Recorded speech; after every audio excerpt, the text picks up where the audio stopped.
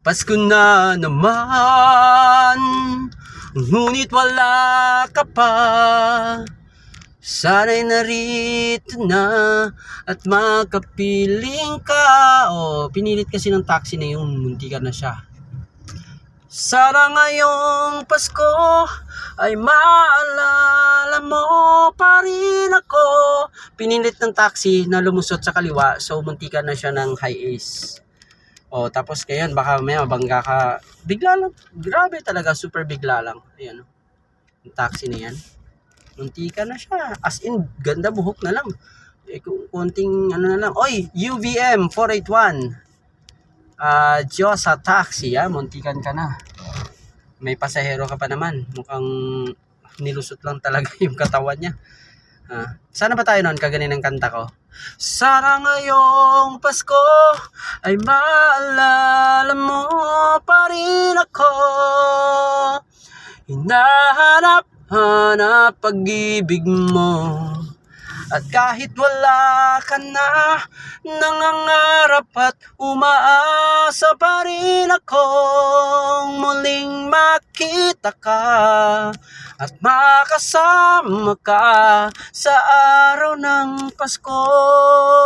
Dito kasi mga guys, sa may ilalim ng tunnel, wag niyong kasi may solid lane yan dyan guys. May solid lane dyan. Kaya kailangan mauna ka na.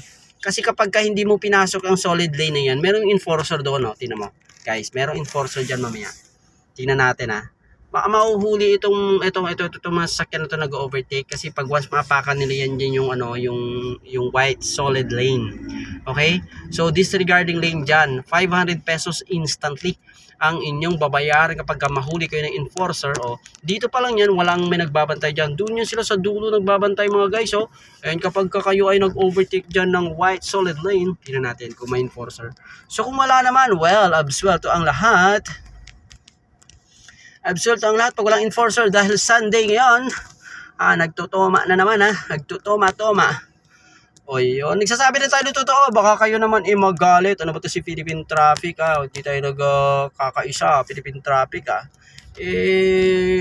mga sir, nagsasabi na naman tayo ng totoo dito sir Sa totoo lang, ganyan naman talaga kayo sir. Hindi kayo nagbabantay sir Dito na natin dito. Walang enforcer ba dyan? Sunday ngayon. Diba? Wala sila. Pero mga taxi mga taxi. Ayan, tingnan nyo. Disregarding ano na yan. Ayan, solid white na yan. Huwag nyong ikakat yan. Huwag nyong i-overtake yan. Kasi kung once na merong enforcer dyan, huli na kayo. Ayan, huli na kayo dyan. So walang enforcer, pwede nyong i-overtake yan. Yung kinakat nila, diba? Kasi nga wala nga enforcer Diba? Ngayon, swerte nyo dahil walang enforcer. Pero ayan, solid lane yan, white solid lane. So may approaching Shaw Boulevard Tunnel. So ayan, maraming nagkakat kasi nga pwede kayo makalusot. Ayan, pag sa Maynila yan, sa may Loton, may ganyan. Sus Mariosep lang, yun lang binabantayan doon ng MTPB, Manila Traffic and Parking Bureau.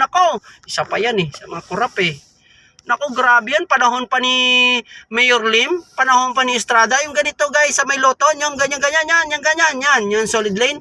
Doon sila lahat nakabantay. Sa may Loton Loton, Maynila, Metropolitan Film Theater ba yun?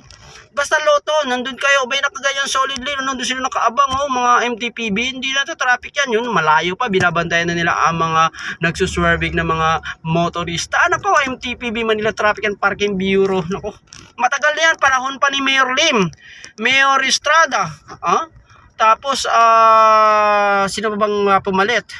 Si Mayor Isko, sumunod si Hani Lacuna na ngayon. Hanggang ngayon ba naman? Diba? Hanggang ngayon, sa panahon ni Mayor Lacuna, nandiyan pa rin ang mga MTPB nagbabantay sa Loton para lang sa mga motorista na mag-aapak overtake ng white solid lane. Nasa Shaw Boulevard na tayo nga. Nakala nyo ba nasa Loton? Hindi. Inaano ko lang, sinisigway ko lang usapan natin dahil natatraffic ako, mga guys. Kaya sinasabi ko ito sa inyo na ang dyan sa may Loton, sa panahon pa ni Mayor Lim, Diyan, nakinabang na dyan ng MTPP, matagal na panahon. Mayor Lim, si Mayor Lim, sino bang naka-assign nun? Si Vice Mayor Isko Moreno yata yung naka-assign dyan sa panahon ni MTPP, panahon ni Mayor Lim. Hanggang sa panahon ni Estrada, no? Hanggang sa panahon ngayon. Ay, nako. Alright. Mayor Isko, takbo ka na ulit ng mayor ng Maynila. Huwag ka na muna tumakbo ng higher position, Mayor Lim. Mayor Isko. Kasi mukhang dihado ka, Mayor Isko eh. Kasi for example, nanalo ka ng mayor in one term, tumakbo ka agad ng senator, natalo ka rin. Tumakbo ka ulit ng president, natalo ka rin. Kasi noong vice mayor ka kasi wala ka na matakbuhan, di ba? So tumakbo ulit si Erap Estrada for mayor. So nagparaya ka. Ngayon, nagparaya ka, so tumakbo ka ng senator, natalo ka. Ngayon, nung tumakbo ka na, hindi ka na makapagtiis sa kanila dahil pinagbigyan mo na sila lahat eh, di ba? Tumakbo ka ngayon ng mayor, kinalaban mo si Erap o natalo mo si Erap, ikaw ang nanalo, mayor. O sa first term mo as mayor, on the next election, sino pinagbigyan mo? Si Dr. Lani Hakunang, yung vice mayor. Ngayon tumakbo ka ng president. Kung tumakbo ka ng president, hawak mo yung, 'di ba? Hawak mo yung Maynila City, ikaw mayor. Pero nung tumakbo ka ng presidente, number 4 ka sa boto doon sa Maynila. So ibig sabihin, hindi ka solid kasi mayor ka ng Maynila, 4 ang kalaban mo, si BBM, si Pacquiao, si Led Robredo. So pang-4 ka, Mayor Isko, sa sarili mong bayan, sarili mong syudad, sarili mong lungsod. O di ba? Pero takbo ka ng mayor, para ka na ring presidente ng Pilipinas kapag ka mayor ka ng mayor ka ng Maynila. Alam niyo ba kung bakit naging capital city ang Maynila City? Based on the historical, Maynila City is a very historical city. At the same time, nandyan ang Malacanang. Kaya kahit na magiging capital, kahit na magiging richest city pa ang Quezon City, nandyan din ang Congress, hindi talaga mabitaw-bitawan yan. Kasi nga nandyan ang nandyan ang Malacanang sa Maynila, 'di ba? Ayan, so isa yan sa reason kung bakit naging capital city of the Philippines ang Maynila City. Pero ilang beses na naungusan yung Maynila dati mayaman yan. Naungusan siya ng Makati City. Ngayon ang pinakamayaman Quezon City, 'di ba? Pero still the capital city of the Philippines is Maynila City. Kasi nandyan ang custom, nandyan ang pier, nandyan ang what do you call this, nandyan ang Malacanang, syempre ang bahay ng presidente ng bansang Pilipinas, sa Barangay San Miguel. Ayan, ang Malacanang ay nasasakupan ng Barangay San Miguel, okay? So mga guys, mega mall na tayo, di ba? Sa kwento ko lang sa inyo para hindi natin namamalay, maya-maya nasa San Juan ako. Ito, last boundary na ito ng Mandaluyong, sunod Pasig na. Okay? So after that, Quezon City and San Juan na, mga guys. Okay? So marami tayong pag-uusapan dito. Kung dito lang kayo sa aking channel, marami tayong kwentuhan. Talagang mag-i-enjoy kayo pagdating sa traffic. Syempre mga guys, huwag niyo ibaliwala ang traffic mga guys. Isa sa pangunahing problema ng ating bansang Pilipinas ay traffic. Huwag niyo walang bahala yung lagay ng trapiko sa iba't ibang lansangan ng bansang Pilipinas. Kaya lagi kayo manood dito sa aking channel, Philippine Traffic, dahil lahat ng ating pag-uusapan, it's about traffic and different ideas mga guys. Siyempre, have a good day and Maraming salamat sa inyong panonood. Hanggang sa muli mga guys sa aking pagtatanghal, pag-uulat ng lagay ng trapiko dito sa EDSA at sa buong Metro Manila. Ayan. Sa kung ayan yung MMDA diba?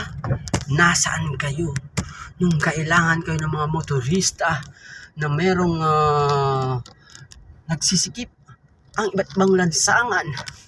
Nasaan kayong mga MMDA? Alright. Metropolitan Manila Development Authority, marangal, makajos, marangal, makatao, disiplinado ako. Ayan ang MMDA. Alright. Ito si Sir NCRPO.